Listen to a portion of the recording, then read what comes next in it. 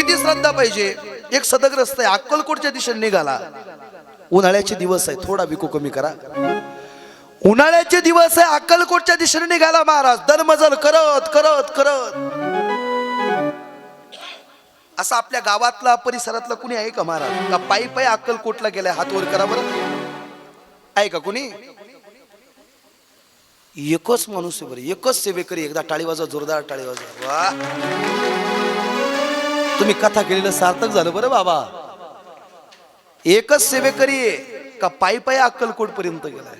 आम्ही जिथं कथा केली आता माघारी आळकुटीला, त्या ठिकाणी तर सदग्रस्त पायाला चप्पल न घालता आवारी म्हणून येत अक्कलकोट पर्यंत उन्हाळ्याच्या दिवसात पायाला चप्पल न घालता स्वामींचं नाव घेत घेत तिथपर्यंत पोहोचला महाराज. काय सेवा स्वामींवरतीच करता. स्वामींनी एवढी भरभराट केली महाराज, लय भरभराट केली. तसा एक सेवेकरी स्वामींच्या दर्शनाकरिता निघाला. धर्मजल करत करत अक्कलकोटच्या दिशेने जात असताना उन्हाळ्याचे दिवस असाच प्रसंग आहे. एका शेतकऱ्याच्या घराजवळ मुक्काम पडला. शेतकऱ्याच्या घराजवळ त्या ठिकाणी मुक्काम पडला. संध्याकाळची वेळ, शेतकऱ्यानं भोजन वाटलं. ऐका बरं, शेतकऱ्यानं भोजन वाटलं. शेतकऱ्याने भोजन वाटल्याबरोबर ते भोजन त्या ठिकाणी खाल्लं. आणि सकाळची वेळ, ऐकतात ना तुम्ही? सकाळची वेळ त्या ठिकाणी आंब्याचा सीजन चालू होता. आणि त्या शेतकऱ्याने सांगितलं म्हणे, बाबा तुम्ही कुठं निघालेत? आम्ही स्वामींच्या दर्शनाला अक्कलकोटला चाललोय. मग एवढे 4 आंबे, एवढे 5 आंबे आमचे त्या ठिकाणी तुम्ही स्वामींचा प्रसाद म्हणून घेऊन जाल का हो? म्हणे जाऊ ना घेऊन. प्रसादच घेऊन जायचा आहे ना? नक्की घेऊन जाऊ. स्वामींचा प्रसाद घेऊन जाऊ म्हणे. ऐका, स्वामींचा प्रसाद पळशीमध्ये ठेवला आणि तो प्रसाद घेऊन ज्यावेळेला निघाले ना महाराज, अर्ध्या रस्त्यापर्यंत पोहोचले. स्वामींचा त्या ठिकाणी अक्कलकोट काही अंतरावरती दोन दिवसाचा प्रवास राहिला होता. एका संध्याकाळच्या मुक्कामाला अरण्यात मुक्काम पडला महाराज. संध्याकाळच्या वेळेला काही खाण्याकरिता राहिलंच नाही, कुठं मिळालंच नाही. पण पळशीमध्ये आंबे त्या ठिकाणी पाहिले. आणि पळशीत आंबे पाहिल्याबरोबर एवढा आनंद त्याला झाला, मुखातून वाक्य बाहेर पडू लागलं. म्हणे त्या ठिकाणी हे जे आंबे जे त्या ठिकाणी शेतकऱ्याने दिलेत, हे कोणाला दिलेले आहेत? कोणाला दिलेत? हे स्वामींना दिलेत. पण यातले मी जर 2 खाले तर जमणार नाही का? संध्याकाळचं भोजन नव्हतं मिळालं.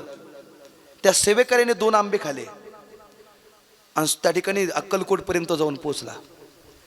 अक्कलकोटला स्वामींचं दर्शन घेतलं. 3 आंबे स्वामींच्या चरणावरती टेकवले. दर्शन घेतलं, परत दरमजल करत माघारी निघाला. ज्याने आंबे दिले होते ना त्याच्या इथं मुक्काम पडला. संध्याकाळची वेळेस स्वप्नामध्ये स्वामी गेले. स्वामींनी सांगायला सुरुवात केलं, स्वामीजी, या सेवेकऱ्याने सांगायला सुरुवात केलं म्हणे, तुम्ही आमच्याकडे आंबे दिलते ना, 3 आंबे आम्ही स्वामींच्या चरणावरती टेकवले, 2 आंबे आम्ही त्या ठिकाणी खाले म्हणे. प्रामाणिकपणाने त्याने सांगून टाकलं. रात्रीच्या वेळेला स्वामी स्वप्नात गेले. स्वामींनी त्या ज्याने आंबे दिले होते त्याला सांगायला सुरुवात केली म्हणे, बाबा 2च आंबे आमच्यापर्यंत पोहोचले, 3 आंबे आमच्यापर्यंत पोहोचले नाही. 3 आंबे पोहोचले नाही. हा सेवेकरी तर सांगतो 3 आंबे दिलेत. आणि स्वामींनी तर माझ्या स्वप्नात येऊन सांगितले 2च आंबे त्या ठिकाणी मला दिले. सकाळ झाली आणि त्या सेवेकरीला सांगू लागला म्हणे, तुम्ही माझ्या बरोबर खोटं बोलता काय? म्हणे का? रात्री स्वामी माझ्या स्वप्नात आले होते. स्वामींनी सांगितलं मला फक्त 2च आंबे मिळालेत आणि तुम्ही सांगता 3 दिले. 1 आंब्याचं काय केलंय? खोटं बोलताय तुम्ही. खोटं नाही बोलतो, तुम्हाला थांबावं लागेल याचं उत्तर मला मिळेपर्यंत. परत ती रात्र गेली साहेब. निवांत झोपले असताना स्वामीचे दर्शनाकरिता आले. स्वप्नात त्या ठिकाणी दर्शन दिलं स्वामींनी. आणि त्या सेवेकऱ्याला सांगू लागला, बाबा त्या वारकऱ्याला, त्या सेवेकऱ्याला काही बोलू नको. म्हणे का? प्रश्न करू लागला. त्याला काही बोलू नको म्हणे. मग 2च आंबे माझ्यापर्यंत पोहोचले, 3 नाही पोहोचले. म्हणे असं कसं शक्य आहे? मला तो वारकरी सांगतो, सेवेकरी सांगतो का? म्हणे 3 आंबे पोहोचलेत. म्हणे मग स्वामीजींनी स्वप्नात येऊन सांगितलं, मला जे 3 आंबे दिले होते ना ते पुजाऱ्याने, बडव्याने ते पळून घेऊन गेले. पण जे 2 आंबे त्याने खाले होते ना तेवढेच माझ्यापर्यंत पोहोचले म्हणे. तेवढे 2च पोहोचलेत माझ्या, बाकीचे नाही. फक्त सेवा सात्विक अंतःकरणाची होते. सेवा सात्विक अंतःकरणाची असावी. आहे तोपर्यंत जशी बाळप्पांनी, चोळप्पांनी सेवा केली. प्रसंग लय गोड आहे. आपली वेळ कमी राहिली आता. बाबा एक वेळेला स्वामीजी ज्या वेळेला चोळप्पांच्या घरी गेले ना, त्याला चोळप्पा आता तेवढा प्रसंग नाही आपल्याला रंगवायला, त्या ठिकाणी तेवढी रेपरी करायला किंवा त्या ठिकाणी वेशभूषा करायला तेवढा वेळ नाही आपल्याकडं. पण ऐका आता तुम्ही, बाबा सकाळची वेळ स्वामीजी चोळप्पांच्या घरी गेले. तिला चोळप्पा खड्डा खांडत होते. काय करत होते? काय करत होते? खड्डा खांडत होते. स्वामींनी विचारलं, हे चोळप्पा काय करतो रे? चोळप्पांच्या मुखातून वाक्य बाहेर पडलं, स्वामीजी हा तुमच्याकरिता खड्डा खांडतोय. काय म्हटले? तुमच्याकरिता खड्डा खांडतोय.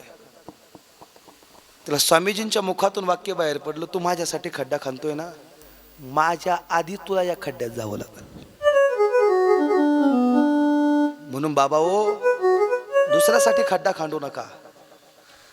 आपण दुसऱ्यासाठी जर खड्डा खांडत असाल ना, एक दिवस त्या खड्ड्यात आपल्या सुद्धा जावं लागते आहे.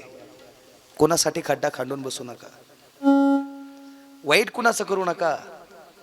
आपण दुसऱ्यासाठी जर खड्डे खांडून असाल ना, एक दिवस त्या खड्ड्यात आपल्याला पडणंच आहे. म्हणून स्वामींच्या आधी चोळप्पांना जाणं झालं. कधीतरी चरित्र भाग पाहिलाय का तुम्ही? वाचलाय का नाही? निरोपाचा दिवस त्या ठिकाणी चोळप्पांचा झाला. स्वामीजी खचून गेले महाराज. अखंड त्या ठिकाणी नामस्मरण चिंतन करत असताना स्वामीजींचा त्या ठिकाणी खचून गेले. स्वामीजींचा